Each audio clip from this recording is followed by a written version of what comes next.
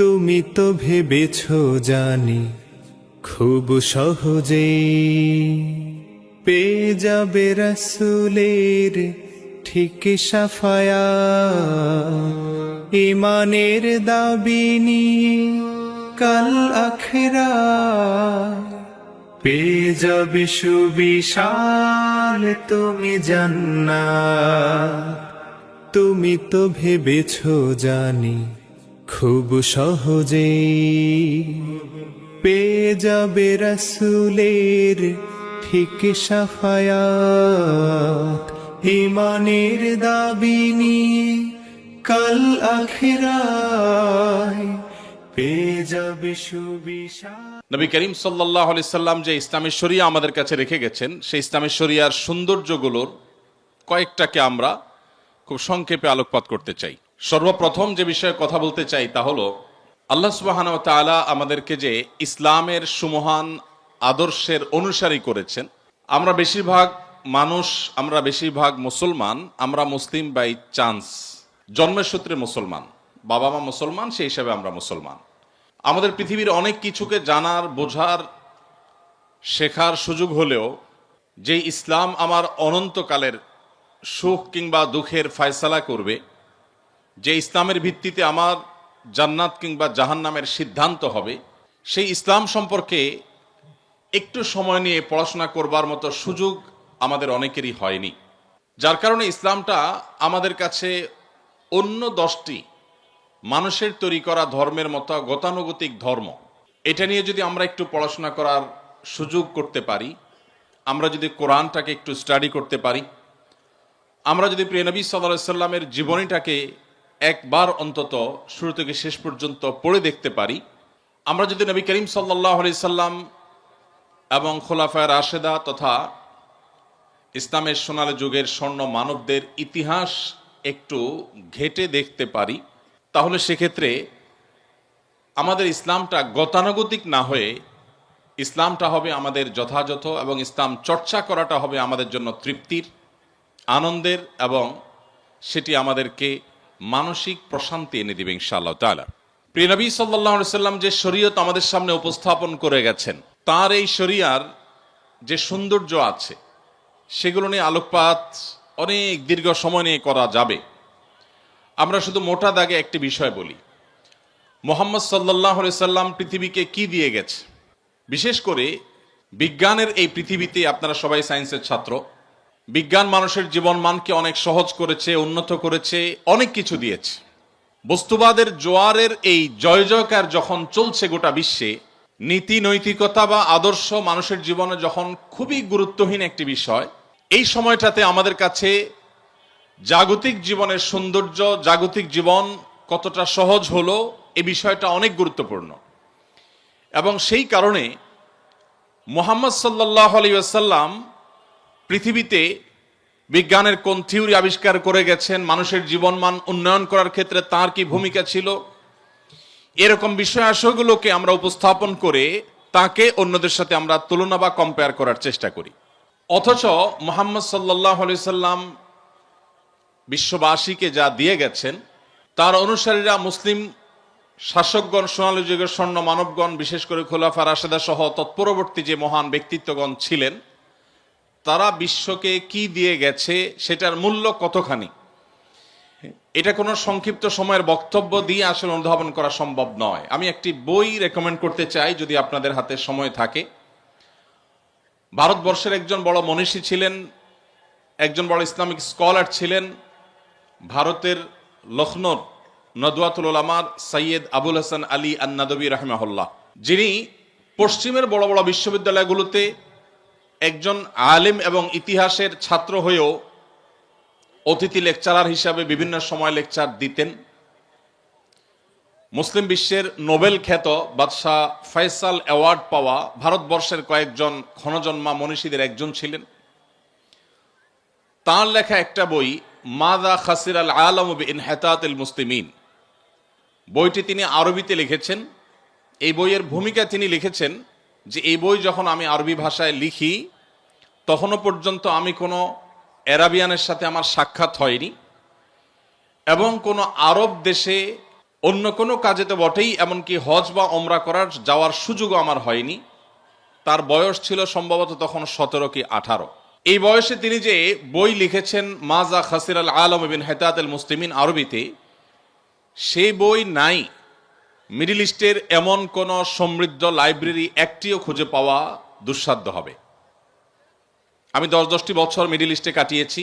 Middle ইস্টের যে সমস্ত ভাইয়েরা সেখানে পড়াশোনা করছেন বা মধ্যপ্রাচ্যের বিভিন্ন বিশ্ববিদ্যালয়গুলো, বিভিন্ন শিক্ষা প্রতিষ্ঠানগুলো, বিভিন্ন লাইব্রেরি সম্পর্কে ন্যূনতম ধারণা রাখেন এমন যে কেউ বলতে পারবেন। সংক্ষেপে তাকে আলিমিয়া নদবী বলা হয়। আলিমিয়া নদবীর এই বইটি নেই, এরকম কোন লাইব্রেরি সেখানে খুঁজে পাওয়া কঠিন হবে। খোদ সৌদি আরবের একাধিক মিনিস্ট্রি সরকারি খরচে, আরো বহু আগের কথা বলেছি, প্রতিযোগিতা করে ওয়াজারাতুস সাকাফাত ওয়াল ইলাম সংস্কৃতি বিষয়ক মন্ত্রণালয়, ওয়াজারাতুশ শুউনুল ইসলামিয়া ধর্ম বিষয়ক মন্ত্রণালয়, ইসলামিক অ্যাফেয়ার্স বিষয়ক মন্ত্রণালয়, একাধিক মিনিস্ট্রি প্রতিযোগিতা করে তার এই বই লক্ষ লক্ষ কপি প্রিন্ট করে বিতরণ করেছে। এটি অতীতের কথা বলছি আমি, বর্তমানের কথা নয়। সৈয়দ আবুল হাসান আলী নদভী রহমতুল্লাহ আলাইহি তার এই বইয়ে প্রমাণ করেছেন পৃথিবীর চালকের আসনে যখন মুসলমানরা ছিল তখন পৃথিবী কি পেয়েছে, আর আজ পৃথিবীর চালকের আসনে মুসলমানরা নেই তাতে পৃথিবী কি হারিয়েছে। এটাই হলো তার আলোচনার টপিক এই বইয়ের। এই বইটি বাংলা অনুবাদ হয়েছে, ইসলামী ফাউন্ডেশন থেকে অনুবাদ করা হয়েছে। আবু সাইদ মোহাম্মদ ওমর আলী ইসলামী ফাউন্ডেশন একজন পরিচালক ছিলেন, এ অঞ্চলেরই মানুষ, চুয়াডাঙ্গার মানুষ, তিনি অনুবাদ করেছেন। মাওলানা আবু তাহের মেজবাহ অনুবাদ করেছেন, আরো একাধিক মানুষ অনুবাদ করেছেন। এই বইটি বাংলা অনুবাদ হয়ে গেছে, ইংলিশে বিভিন্ন ভাষায় আছে। আপনি মুসলমানের সন্তান হিসেবে এই বইটি যদি একবার পড়েন, আমার বিশ্বাস যে ইসলামের সোনালী যুগের স্বর্ণ মানবদের যে অবদান মানব জাতির প্রতি ছিল সে সম্পর্কে আপনি কিঞ্চিত হলেও ধারণা পাবেন।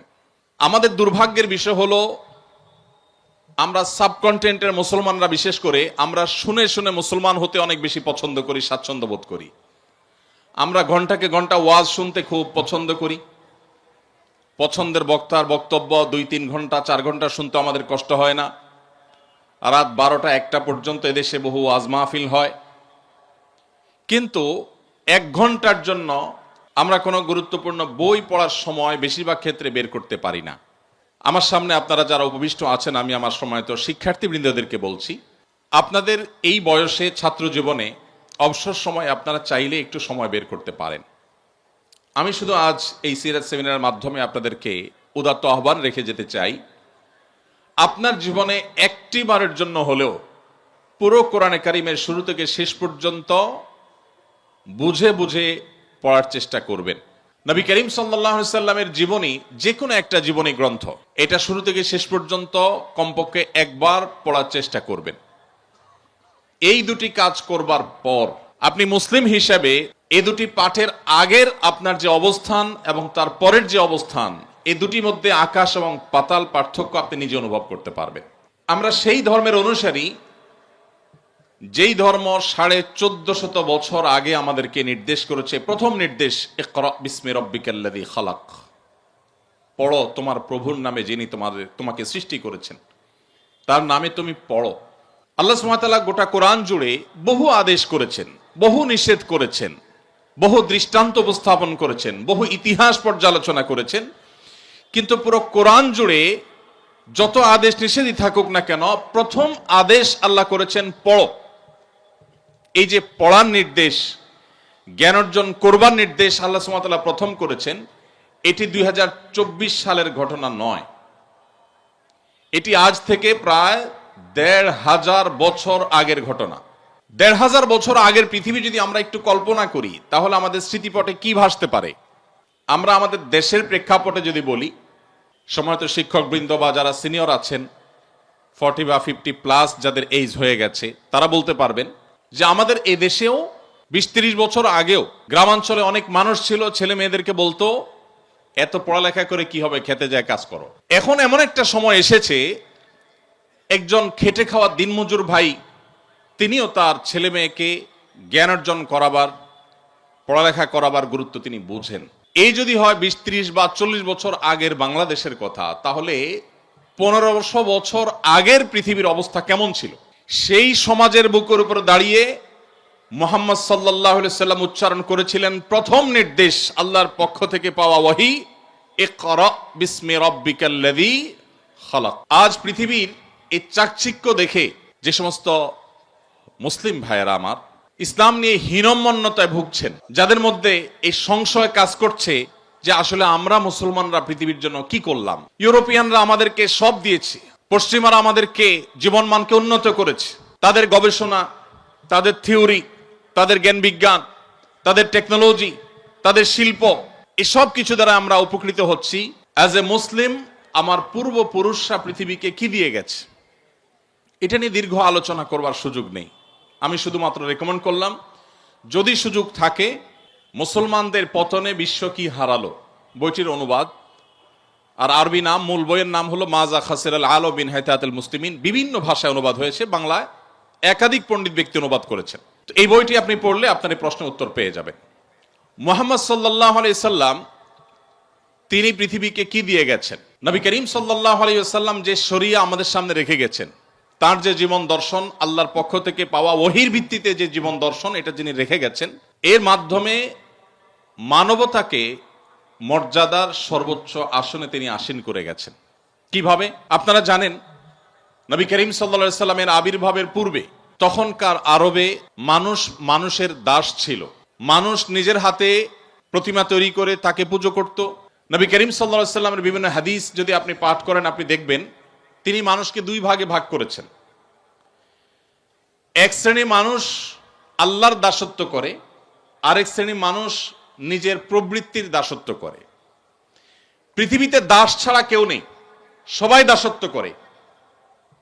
কিছু মানুষ নিজের সৃষ্টিকর্তার দাসত্ব করে, আর কিছু মানুষ নিজের অজান্তে নিজের নফস বা প্রবৃত্তির দাসত্ব করে। যিনি বলছেন আমি আল্লাহ তাআলার আনুগত্য কেন, কারোর কথা শুনি না, আমার মনে যা চায় তা করি, তিনি তার মনের গোলামি করেন, এবং তার মন তাকে যেদিকে যখন ঘুরায় তখন সে সেদিকে ঘুরে।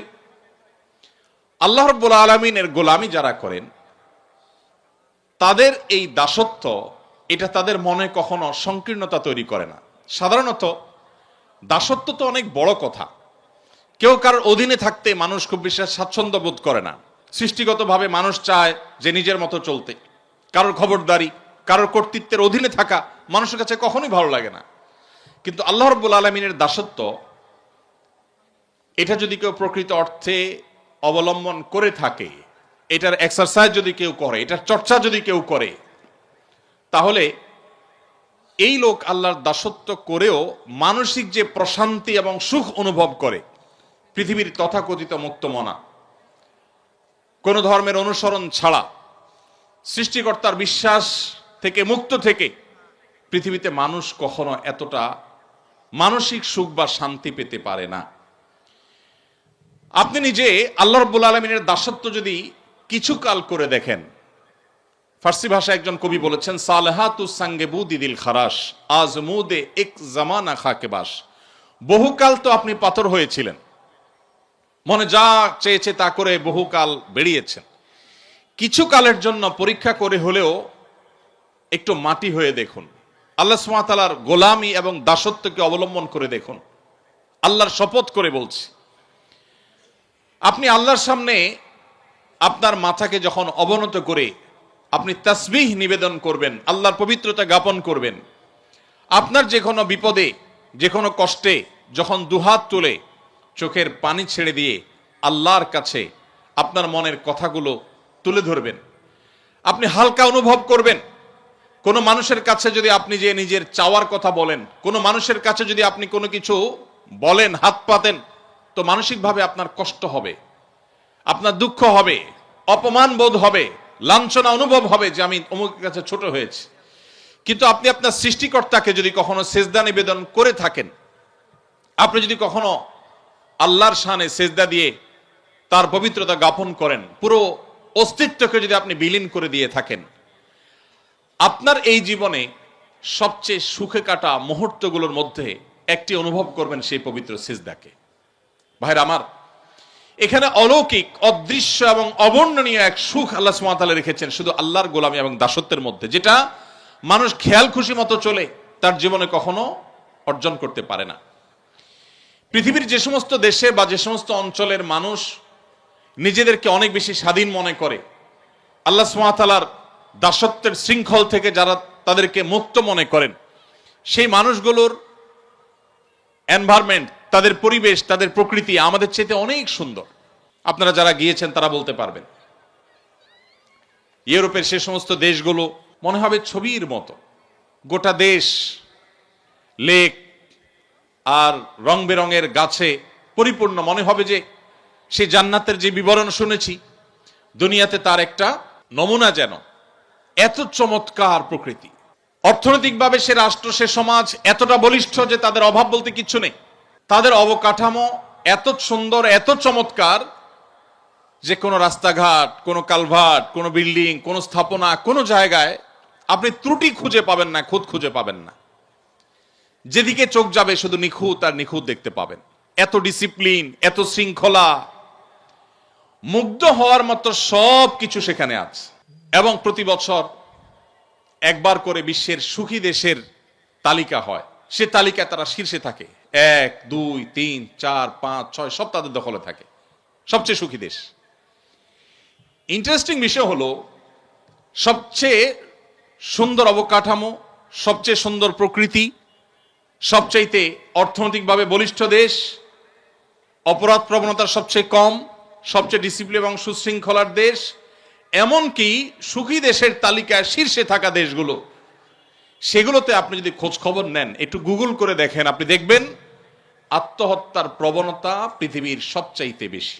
অথচ আফ্রিকাতে আপনি মুসলিমদের দেখবেন মাসকে মাস খাবার পাচ্ছে না। তাদের দেশের মাটির নিচে থাকা খনিজ সম্পদ পৃথিবীর মোড়ল দেশগুলো লুণ্ঠন করছে শান্তি রক্ষার নামে, যেটা ওপেন সিক্রেট, আপনারা সবাই জানেন।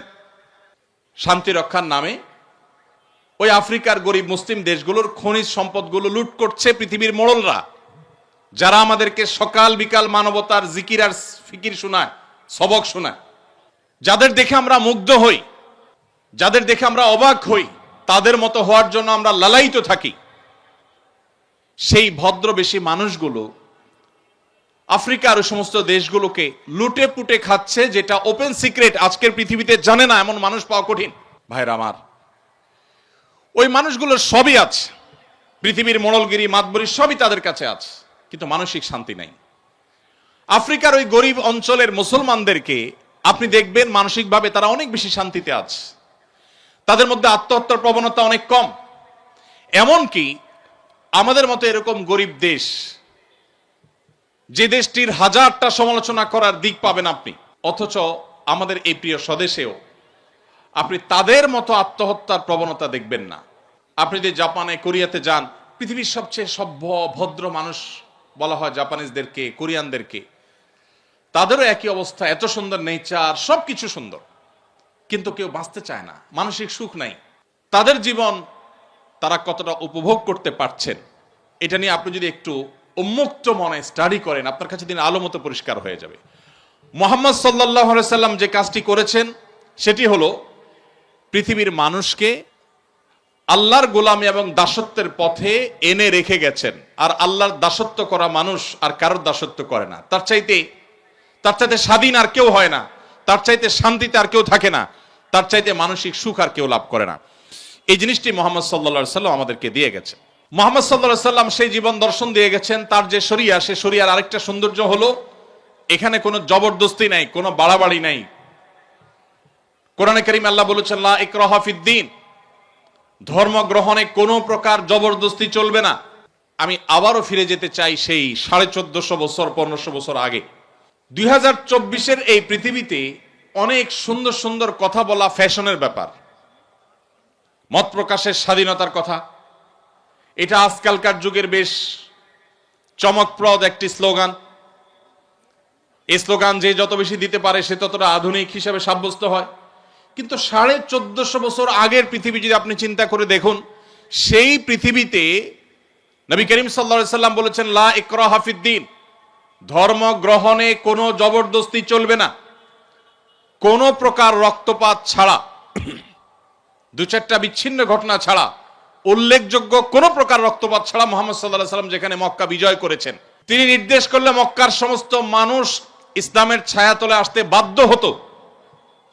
কিন্তু তিনি পরিষ্কারভাবে সবাইকে বললেন, কেউ যদি নিজ ধর্মে অটল থাকতে চায়, শিরক এবং ভুলের পথেও কেউ থাকতে চায়, সে স্বাধীনতা তাকে দেয়া হবে, তার পরিণতি সে আল্লাহর কাছে ভোগ করবে কিয়ামতের ময়দানে। কিন্তু পার্থিব জগতে অ্যাজ এ মুসলিম আমরা তাকে কখনো বাধ্য করব না আমাদের ইসলামে আসতে।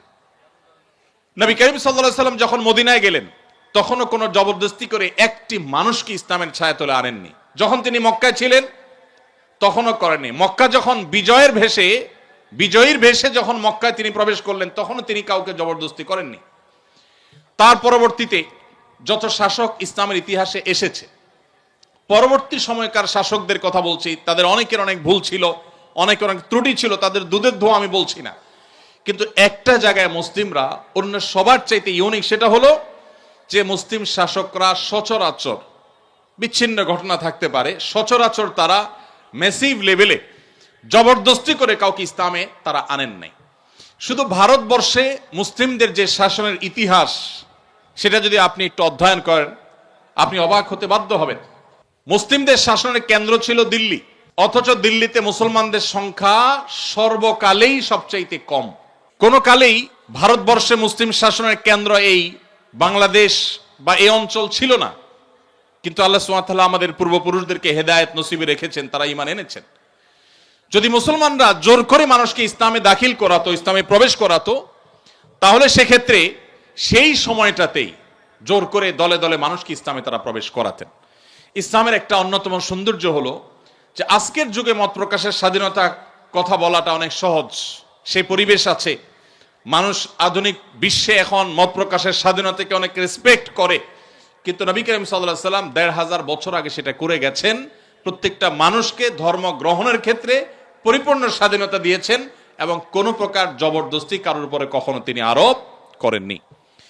নবী করিম সাল্লাল্লাহু আলাইহি সাল্লামের যে শরিয়া তিনি রেখে গেছেন, এই শরিয়ার আরেকটি সৌন্দর্য হলো, আমাদের সমাজে আপনি দেখবেন ইসলামী শরিয়ার কথা বলা হলে এক শ্রেণীর মানুষ এটাকে অত্যন্ত বর্বর, অত্যন্ত কষ্টের, অত্যন্ত কঠোর, এরকম একটা চিত্র দেওয়ার চেষ্টা করে, এরকম একটা রূপ দেওয়ার চেষ্টা করে যে ইসলাম মানে অনেক জটিল, অনেক কঠিন, মেয়েরা বাহির হইতে পারবে না, পড়ালেখা করতে পারবে না, কোনো কথা বলা যাবে না, ধরা ছোঁয়া যাবে না, এরকম একটা ব্যাপার স্যাপার মনে হয়। অথচ আমরা অনেকে জানি না ইসলামী শরিয়ায় ব্যক্তিগত কোনো অপরাধ, শরিয়ার বিচারে কোরআন এবং সুন্নাহর আলোকে যেগুলো অপরাধ, যেগুলো পাপের কাজ, গুনাহের কাজ, অন্যায় কাজ, এগুলো যদি ব্যক্তিগত পর্যায়ের হয়, ইসলামী শরিয়ার দণ্ডবিধিতে সেগুলোর জন্য কোনো শাস্তির কথাই বলা হয়নি। যেমন কেউ একজন মিউজিক্যাল ইনস্ট্রুমেন্ট ব্যবহার করে গান করছেন বা গান শুনছেন, যদি তিনি কারো ডিস্টার্বের কারণ না হয়, তার এই অপরাধের জন্য ইসলামী হুদুদ বা দণ্ডবিধিতে কোনো হদ বা কোনো শাস্তির কথা, সুনির্দিষ্ট কোনো শাস্তির কথা শরীয়ত বলে দেয়নি। অবস্থার পর্যবেক্ষণ করে কোনো পরিবেশে, কোনো পরিস্থিতিতে যদি নিয়ন্ত্রণহীন হয় বা প্রয়োজন হয়, তাহলে সেক্ষেত্রে তখনকার যারা বিচারক থাকবেন, তখনকার যে বিচার ব্যবস্থা থাকবে, ইসলামী শরিয়া এটা তাদের উপরে ছেড়ে দিয়েছে, বাট কোনো ফিক্স শাস্তির কথা শরীয়ত বলে নাই। কেউ যদি ইসলামের সবচেয়ে গুরুত্বপূর্ণ বিধান নামাজও না পড়ে, অনেক ইমামদের মতো সে ইসলাম থেকে খারিজ হয়ে যায়, কিন্তু ইসলামী শরিয়ার দণ্ডবিধিতে নামাজ পড়ে নাই, এই জন্য তাকে এত বেত্রাঘাত করতে হবে, এতদিন জেল দিতে হবে, অমুক দণ্ড দিতে হবে, এরকম কোনো কথা বলে নাই।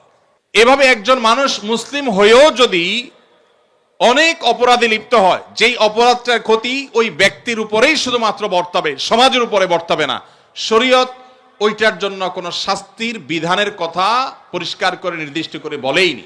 এর বিপরীতে যদি এমন কোন অপরাধ কেউ করে যেই অপরাধটা সমাজকে ক্ষতিগ্রস্ত করতে পারে, কেউ চুরি করলো, কেউ ডাকাতি করলো, ছিনতাই করলো, ধর্ষণ করলো, এমন কোন অপরাধ করলো যেই অপরাধের প্রবণতা সমাজে বৃদ্ধি হয়ে সমাজকে রুগ্ন করে দিতে পারে, সেটার ব্যাপারে ইসলাম কঠোর শাস্তির কথা বলেছে।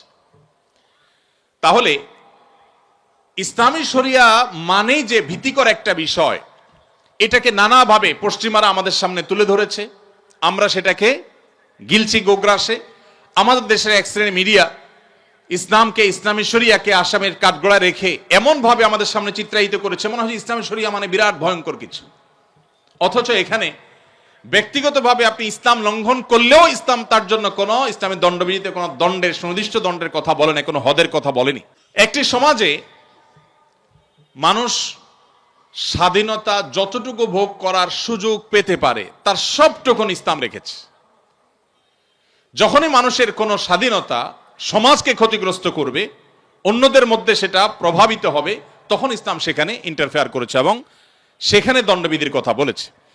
মুহাম্মদ সাল্লাল্লাহু আলাইহি সাল্লাম যে শরীয়ত আমাদেরকে দিয়ে গেছেন, এই শরীয়ত এতটা অগ্রসর, আজ পৃথিবী শিল্প বিপ্লবের পর নানাভাবে পৃথিবীর পরিবেশকে নষ্ট করেছে।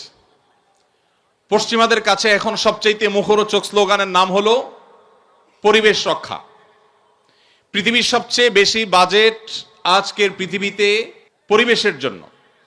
পশ্চিমা দেশগুলোতে গেলে আপনি দেখবেন রাস্তার ধারে ধারে তারা সাইকেল চালানোর জন্য আলাদা লেন করে রেখেছে, বিশাল বড় লেন করে, লেন খালি ফেলে রেখেছে। কেন? মানুষ গাড়ি ছেড়ে যেন সাইকেল ধরে, যেন পরিবেশ একটু রক্ষা পায়। পরিবেশ রক্ষার জন্য এখন বহু চিৎকার চেঁচামাচি, বহু আহাজারি, বহু কান্নাকাটি আপনি শুনতে পাচ্ছেন। আর এই সময়টাতে বৃক্ষরোপণ করা, পরিবেশের ভারসাম্য রক্ষা করার জন্য নানান ওয়াজ, নসিহত, লেকচার, সেমিনার, সিম্পোজিয়াম, বক্তব্য, গবেষণা আপনি দেখতে পাচ্ছেন। এটা কখন পৃথিবীর মানুষ আঁচ করেছে? যখন পৃথিবী অপরিকল্পিত তথাকথিত আধুনিকায়নের নামে পৃথিবীর তার স্বকীয়তা হারিয়েছে। কলকারখানা, কালো ধোঁয়া, এরকম শিল্পোন্নয়নের নামে পৃথিবীর পরিবেশকে যখন ধ্বংস করা হয়ে গেছে, এখন পৃথিবীর মানুষ নড়ে চড়ে বসেছে, না আমাদের এই ভারসাম্য ঠিক রাখতে হবে, আর না হলে আমরা বাঁচবো না, পৃথিবী বাঁচবে না। মুহাম্মদ সাল্লাল্লাহু আলাইহি সাল্লাম যে শরীয়ত দিয়ে গেছেন, সেই শরীয়তে পরিবেশের ভারসাম্য রক্ষায়, পরিবেশকে সুরক্ষিত রাখবার জন্য বৃক্ষরোপণ থেকে নিয়ে যে সমস্ত কর্মসূচির কথা বলেছেন, সেটি ওই সেই 1450 বছর আগে বলেছেন, যখন শিল্প বিপ্লব হয়নি, যখন পৃথিবী দূষিত হয়নি, যখন বায়ু দূষিত হয়নি, যখন পরিবেশ নষ্ট হয়নি, তখন তিনি বলেছেন তোমাদের হাতে যদি, কারোর হাতে যদি গাছের কোনো চারা থাকে, আর এদিকে সে দেখতে পায় ইসরাফিল সিংহা ফুৎকার দিয়ে পৃথিবীর এই জগৎকে, সৃষ্টি জগৎকে শেষ করে ফেলবে, মহাপ্রলয় আসছে, এটা যদি কেউ দেখতে পায়, আর তার হাতে থাকা গাছের চারাটা তিনি রোপণ করতে যাচ্ছিলেন, এই মুহূর্তে দেখতে পায়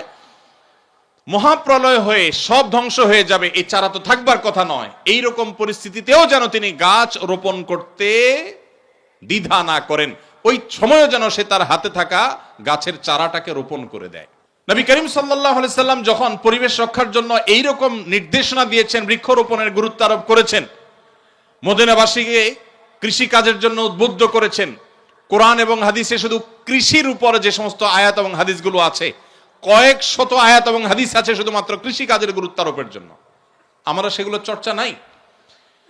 তখন পৃথিবীর আজকের মতো এরকম পরিবেশের ভারসাম্য হারায়নি, তখন পৃথিবীকে এভাবে নষ্ট করা হয়নি, পৃথিবীর পরিবেশ খারাপ হয়নি। সেই সময় নবী করিম সাল্লাল্লাহু আলাইহি সাল্লাম যে সলিউশন দিয়ে গেছেন, এখন বিশ্ববাসী সেটার গুরুত্ব অনুভব করছে। পৃথিবীর সকল সভ্যতায় মানুষ হত্যা করা অপরাধ।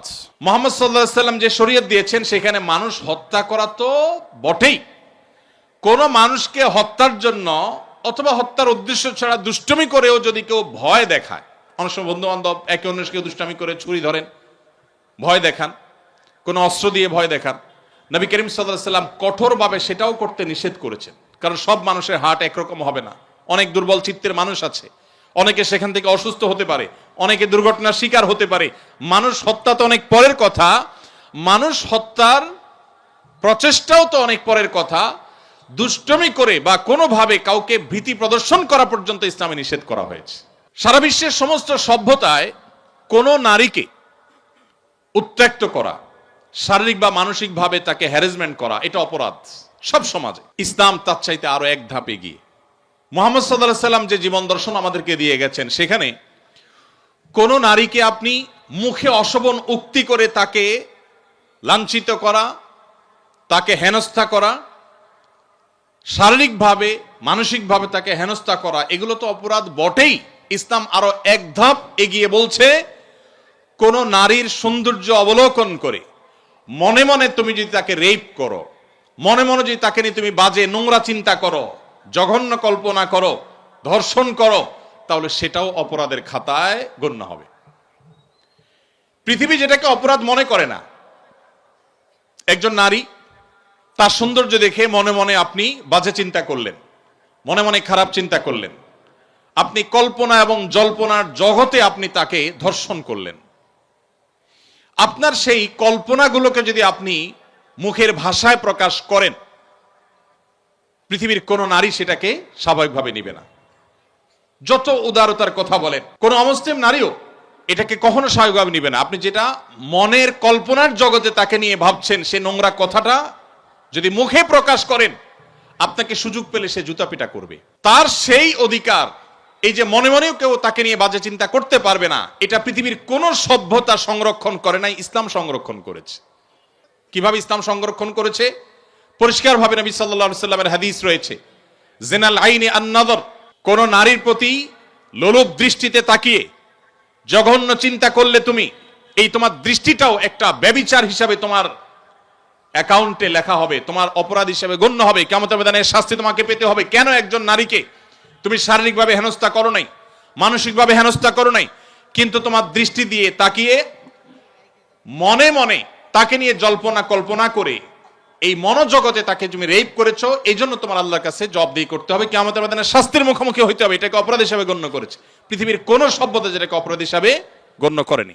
ভাইরা আমার, বিচার বহির্ভূত হত্যা পৃথিবীর সকল সভ্যতায় খারাপ কাজ। সব সমাজ এটাকে খারাপ মনে করে যে বিচার বহির্ভূত হত্যা করা যাবে না। যে কোনো মানুষের বিচার পাওয়ার অধিকার আছে। নবী করিম সাল্লাল্লাহু আলাইহি সাল্লামের সামনে সেই 1450 বছর আগের বাস্তবতা, বারবার আমি এই শব্দটি বলছি, কারণ আমরা নবী করিম সাল্লাল্লাহু আলাইহি সাল্লাম বা মুহাম্মদ সাল্লাল্লাহু আলাইহি সাল্লামকে যদি মূল্যায়ন করতে হয় আজকের পার্সপেক্টিভে, 2024-এর পৃথিবীর সাথে যদি আপনি তুলনা করেন, সেই তুলনাটা যথার্থ হবে না। আজকের পৃথিবীতে মানবাধিকারের কথা বলা এটা একটা ফ্যাশনের ব্যাপার, আমি সবসময় বলার চেষ্টা করি। এখন আপনি যত বেশি অধিকার বলবেন, অধিকার যত বেশি কপচাবেন, তত বেশি বাহবা পাবেন যে লোকটা অনেক সচেতন, এ লোকটা অনেক আধুনিক, অনেক স্মার্ট। আপনাকে পৃথিবীর বিভিন্ন মোড়ল দেশের এম্বাসিগুলো ডেকে ডেকে আপনাকে অনেক প্রজেক্ট দিবে, আপনার ফান্ডের অভাব হবে না, কারণ আপনি অধিকার নিয়ে কাজ করছেন, মানবাধিকার কর্মী, আপনি সমাজ কর্মী। এগুলো শুনতে বেশ ভালো শোনা যায়, এগুলো ফ্যাশনের ব্যাপার। 1450 বছর আগের পৃথিবী যখন নিজের সন্তান কন্যা হয়েছে, বাবার সাথে যুদ্ধে যেতে পারবে না, শুধুমাত্র এই কারণে সেই কন্যাকে জীবন্ত পুঁতে ফেলে বাপ পৈশাসিক আনন্দে মেতে উঠত, সেই সমাজের বুকের উপরে দাঁড়িয়ে মুহাম্মদ সাল্লাল্লাহু আলাইহি সাল্লাম বলেছিলেন, তোমাদের কেউ যদি দুটি কন্যা সন্তানের বাবা হয় এবং সে যদি তাদের সাথে সুন্দর আচরণ করে, তাদের কোনো অধিকার নষ্ট না করে, তাদের জন্য জান্নাতের গ্যারান্টি রয়েছে। এটা 1450 বছর আগের ওই বর্বর সমাজের বুকের উপর দাঁড়িয়ে তিনি বলেছিলেন।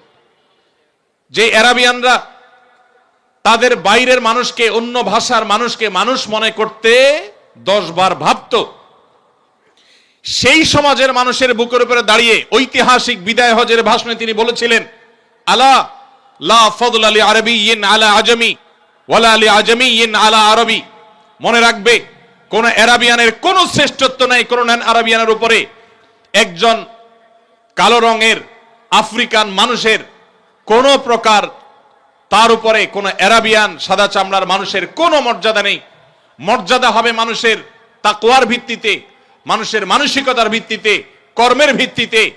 যদি বাংলাদেশের আনাচে কানাচে থাকা কোনো গ্রামের মানুষ তিনি সৎ হন তার চিন্তায়, তার কর্মে, তার দর্শনে, তাহলে সেই মানুষটি আরবের মক্কার কাবার পাশে থাকা, কাবার ভেতরে থাকা কোনো খারাপ মানুষ, খারাপ চিন্তা, খারাপ কর্মের মানুষের চাইতে ওই বাংলাদেশের আনাচে কানাচে থাকা মানুষ আল্লাহর কাছে শ্রেষ্ঠ এবং সেরা। ইসলাম সেই কথা বলেছে। আজ পৃথিবীর যে সমস্ত দেশের মানুষরা আমাদেরকে সভ্যতা শিখায়, যারা আমাদেরকে অধিকারের সবক দেয়, মুসলমানের সন্তান জানে না সে বাঘের বাচ্চা, তাদের কাছ থেকে সবক নেওয়ার প্রয়োজন নেই। তাদের 14 গোষ্ঠীর জন্মের শত শত হাজার বছর আগে আমাদেরকে ইসলাম সেই সুমহান জীবন দর্শন দিয়ে গেছে। যখন তারা সেগুলোর কথা কল্পনাও করে নেই। দুর্ভাগ্য আমাদের, আজ আমাদের সেই ইসলাম কোরআনে আছে, আমাদের ইসলাম হাদিসে আছে, সেই ইসলাম আমাদের জীবনে নেই, আমাদের সমাজে নেই, আমাদের পরিবারে নেই, আমাদের রাষ্ট্রে নেই। এটাই হলো আমাদের দুর্ভাগ্যের বিষয়। সেজন্য আজ শেয়ালের বাচ্চারা বাঘের বাচ্চাকে মানবতা শিখায়। ভাইরা আমার, পৃথিবীর সে সমস্ত অঞ্চলে মানুষেরা আমাদেরকে সংখ্যালঘুদের অধিকারের কথা বলে, যে সমস্ত দেশে এখনো মুসলমানরা ঝেড়ে কাশতে পারে না। 2024-এর এই পৃথিবীতে আপনি যদি পৃথিবী ঘুরেন, আপনি দেখবেন একটা রুম ভাড়া করে মুসলমানরা নামাজ পড়বে, পারমিশন নাই। আমি কোন দেশের নাম উল্লেখ করতে চাই না। তাদের ক্রিসমাস ডে উপলক্ষে আপনি দেখবেন সকল শিক্ষা প্রতিষ্ঠানের স্টুডেন্টরা বর্ণিল লাল কালারে তারা সুসজ্জিত হয়ে ওই দিন শিক্ষা প্রতিষ্ঠানে যাচ্ছে, আনন্দ করছে, উৎসব করছে, ফুর্তি করছে। সেটাতে তাদের কোনো অসুবিধা হয় না। কিন্তু আমরা মুসলমানরা যখন ওতে ওড়না পড়ি, তখন তাদের জাত চলে যায়। ভাইরা আমার, নারী অধিকারের কথা বলা তো এখন ফ্যাশনের ব্যাপার, এটা বলা তো এখন সেফ জোনে থাকার ব্যাপার।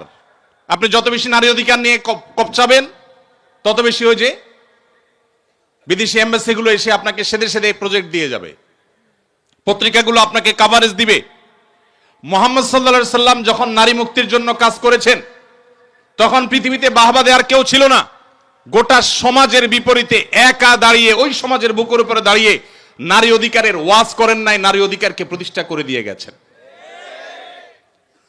বেলালে হাবশী রাদিয়াল্লাহু তাআলা আনহু ছিলেন বাহিরের মানুষ, মক্কার না, মদিনার না, বাহির থেকে আসা। আবার গায়ের রং ছিল ব্ল্যাক, কালো। আবার ছিলেন কৃতদাস। মক্কার মানুষদের যে ইগো এখনো আছে, আরবিয়ানদের যে ইগো, আর সে আমলে তো আরো বেশি ছিল। তাদের সে যে ইগোর কারণে একাধারে একটা মানুষ বহিরাগত, আরেক দেশের মানুষ ভিনদেশী, আবার তার গায়ের রং ভিন্ন, ব্ল্যাক, আবার তিনি কৃতদাস ছিলেন। এতগুলো বিষয় থাকার পর তখনকার আরবের মানুষদের ঘৃণা করার জন্য যেখানে যথেষ্ট ছিল, সেই ব্যক্তিকে মুহাম্মদ সাল্লাল্লাহু আলাইহি সাল্লাম তার মুয়াজ্জিন নিয়োগ দিলেন। আজ পৃথিবীতে যারা আপনাকে মানবতার সবক দেয়, তাদের দেশে এখনো সাদা আর কালো মারামারি হয়, এখনো তারা বৈষম্যের মধ্যে আছে। মুসলমান আজ তার ইসলাম নিয়ে দ্বিধায় পড়ে গেছে, সন্দিহান হয়ে গেছে। কারণ সে পড়াশোনা করে মুসলমান না, সে ওয়াজ শুনে মুসলমান, সে জন্মসূত্রে মুসলমান, সে মুসলমান বাই চয়েস না, সে পড়াশোনা করে মুসলমান না। আপনারা শিক্ষিত মানুষ, আপনারা জাতির বিবেক, আপনারা আগামীর বাংলাদেশ, আপনারাই আমাদেরকে নতুন বাংলাদেশ উপহার দিয়েছেন, আপনারাই আমাদেরকে স্বপ্ন দেখিয়েছেন। আমি আপনাদেরকে আজ এই সিরাত মাহফিলের মাধ্যমে উদাত্ত আহ্বান রাখতে চাই, আসুন জন্মসূত্রে মুসলমান নয়, ইসলামকে জানার চেষ্টা করি, পড়ার চেষ্টা করি। কোরআনটা খুলুন, সিরাতের বই একবারের জন্য জীবনে পড়ুন। আমি আবারও আল্লাহর উপরে ভরসা রেখে শপথ করে বলতে পারি, আপনি মুসলিম হিসাবে আপনার ইসলামের প্রতিটা বিধানকে আপনি এনজয় করবেন, আপনি তৃপ্তির সাথে প্রত্যেকটা বিধান পালন করবেন। আপনার কাছে নামাজ বোঝা মনে হবে না, আপনার কাছে ইসলাম পালনটাকে বোঝা মনে হবে না, এটা ধর্মের চাপিয়ে দেওয়া কোনো বিষয় মনে হবে না। এটা আপনার জীবনের সবচেয়ে প্রয়োজনীয় পার্ট আপনার মনে হবে, যদি আপনি ইসলামটাকে বোঝার চেষ্টা করেন। আল্লাহ তাআলা আমাদের সবাইকে সেই তৌফিক দান করুন। সমাজে ভাইরা আমার, ইসলামী শরিয়ার সৌন্দর্য নিয়ে আমি বলেছি যে এটা নিয়ে আলোচনা আসলে 2, 4, 5, 7 ঘন্টার বিষয় না, এটা নিয়ে আমাদেরকে স্টাডি করতে হবে, পড়াশোনা করতে হবে। আমি শুধুমাত্র নমুনা স্বরূপ কয়েকটা কথা বললাম যে নবী করিম সাল্লাল্লাহু আলাইহি সাল্লাম আমাদেরকে কি দিয়ে গেছেন। আমি বলছিলাম বিচার বহির্ভূত হত্যার কথা। বিচার বহির্ভূত হত্যা বা বিচার বহির্ভূত ভাবে আইনকে হাতে তুলে নেওয়া, মানুষকে বিচারহীন ভাবে কাউকে অন্যায় ভাবে কারোর উপর আঘাত করা, সব সমাজে এটাকে খারাপ মনে করা হয়। ইসলাম তার চাইতে আরো এক ধাপ এগিয়ে। কিভাবে? আপনি কোনো মানুষকে বিচারে প্রমাণিত হওয়ার আগে দোষী সাব্যস্ত করে শাস্তি দেওয়া তো পরের কথা। ইসলাম বলে ইজতানিবু কাসীরাম মিনায-যন্ন ইন্না বা'দায-যন্নি ইসম। কোন মানুষ তার ব্যাপারে চুরির অভিযোগ উঠেছে, সেটা প্রমাণিত হওয়ার আগ পর্যন্ত তাকে মনে মনে চোর হিসাবে যে ধারণা করা, এই যে মনে মনে তার সম্পর্কে কুধারণা করা, ইসলামে সেটাও অপরাধ, হারাম। পৃথিবীর কোন সভ্যতা এটা পাবেন না। সকল সভ্যতা বলবে বিচারে দোষী প্রমাণ হওয়ার আগে কোনো শাস্তি নয়, এটুকু বলবে। ইসলাম তার চাইতে আরো এক ধাপ এগিয়ে। ইসলাম বলে দোষী সাব্যস্ত করে শাস্তি দেওয়া তো যাবেই না বটে, সেই সাথে এমনকি ওই লোকটাকে মনে মনে চোর হিসাবে, মনে মনে খারাপ হিসাবে, ওই সংশ্লিষ্ট অভিযোগে অভিযুক্ত হিসাবে মনে মনে যদি আপনি তাকে নিয়ে কল্পনা করেন, তাকে যদি খারাপ মনে করেন, কুধারণা আপনার ভিতরে তার ব্যাপারে জন্মায়, তাহলে এটা আলাদা একটা অপরাধ হবে। কারণ আপনি মনে মনে তাকে তাচ্ছিল্য করলেন, অপরাধী মনে করেছেন, এটা এক প্রকারের অপরাধ যদি তার অপরাধটা প্রমাণ না হয়। ভাইরা আমার, গর্ব করার জন্য আপনার ইসলামই যথেষ্ট। ইসলাম বিশ্ববাসীকে মানুষ হতে শিখিয়েছে, মানুষকে সবার দাসত্ব বাদ দিয়ে আল্লাহর দাসত্ব তাওহীদের কথা শিখিয়েছে। ইসলাম আমাদেরকে একটি সভ্য সমাজ, একটা সভ্য পৃথিবী গড়বার জন্য যা যা দরকার তার সবকিছু বলে গেছে। পৃথিবীর সভ্যতার ধ্বজাধারীরা যারা সভ্যতার সবক আমাদেরকে দেয়, তাদের ইতিহাস যদি আপনি খুলে দেখেন, দেখবেন তারা প্রত্যেকেই নানাভাবে পৃথিবীর বিভিন্ন মানুষকে, বিভিন্ন ধর্মের বিভিন্ন বর্ণের মানুষকে তারা টর্চার করে আজ তারা সভ্য হয়েছে। কিন্তু মুসলমান, তার গর্ব করার যথেষ্ট কারণ আছে।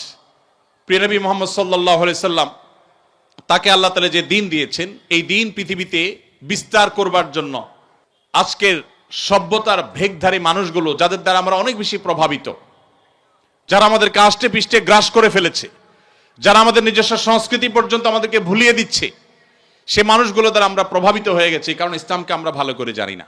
এই জন্য আমি আমার বক্তব্য শেষ করতে চাই এই উদাত্ত আহ্বান আবারও রেখে, আসুন ইসলামকে জানার চেষ্টা করি, ইসলামকে বোঝার চেষ্টা করি। আমরা বই পুস্তক হাতে নেই, কোরআনটা হাতে নেই, প্রিয় নবী সাল্লাল্লাহু আলাইহি সাল্লামের জীবনী গ্রন্থ হাতে নেই, আমরা হাতে নেই নবী করিম সাল্লাল্লাহু আলাইহি সাল্লামের সেই অমীয় বাণী হাদিসে রাসূল, আমরা হাতে নেই ইসলামের ইতিহাসের বই।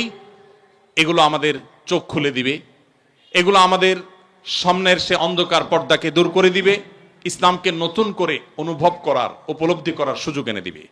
সেই উদাত্ত আহ্বান আপনাদের সবার কাছে আমি ব্যক্ত রাখছি। এবং দীর্ঘ সময় আপনারা কষ্ট করে আমার এই আগোছালো এলোমেলো কথা শুনেছেন, আপনারা সমাজের সবচেয়ে গুরুত্বপূর্ণ অংশ, তারপরও আপনাদের মূল্যবান সময় আপনারা শুনেছেন।